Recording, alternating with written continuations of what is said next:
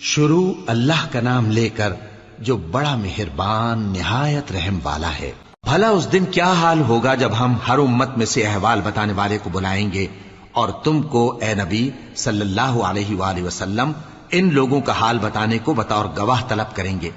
اس روز کافر اور پیغمبر کے نافرمان آرزو کریں گے کہ کاش ان کو دھسا کر زمین برابر کر دی جاتی،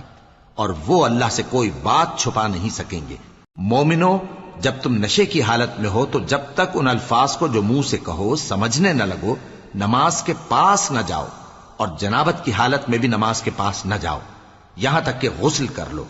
ہاں، اگر بحالت سفر رستے چلے جا رہے ہو اور پانی نہ ملنے کے سبب غسل نہ کر سکو تو تیمم کر کے نماز پڑھ لو، اور اگر تم بیمار ہو یا سفر میں ہو یا کوئی تم میں سے بیت الخلا سے ہو کر آیا ہو یا تم نے عورتوں سے مقاربت کی ہو اور تمہیں پانی نہ ملے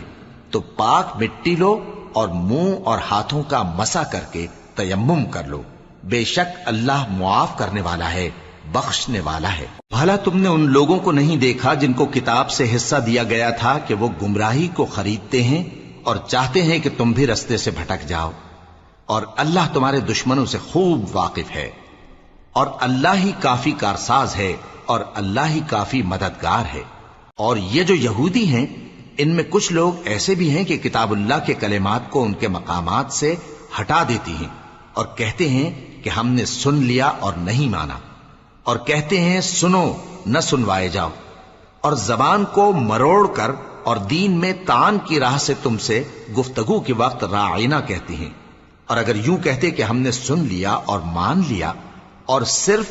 اسمع اور راعینا کی جگہ انظرنا کہتے تو ان کے حق میں بہتر ہوتا اور بات بھی بہت درست ہوتی،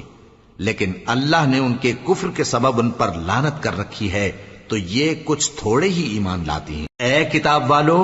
قبل اس کے کہ ہم کچھ چہروں کو مٹا دیں اور پھر ان کی پیٹھ کی طرف پھیر دیں یا ان پر اس طرح لعنت کریں جس طرح ہفتے والوں پر لعنت کی تھی، ہماری نازل فرمائی ہوئی کتاب پر جو تمہاری کتاب کی بھی تصدیق کرتی ہے ایمان لے آؤ،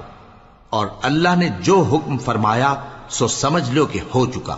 اللہ اس گناہ کو نہیں بخشے گا کہ کسی کو اس کا شریک بنایا جائے، اور اس کے سوا اور گناہ جس کو چاہے معاف کر دے، اور جس نے اللہ کا شریک مقرر کیا اس نے بڑا بہتان باندھا۔ کیا تم نے ان لوگوں کو نہیں دیکھا جو اپنے آپ کو پاکیزہ کہتے ہیں؟ نہیں، بلکہ اللہ ہی جس کو چاہتا ہے پاکیزہ کرتا ہے، اور ان پر دھاگے برابر بھی ظلم نہیں ہوگا۔ دیکھو یہ اللہ پر کیسا جھوٹ طوفان باندھتے ہیں، اور یہی کھلا گناہ کافی ہے۔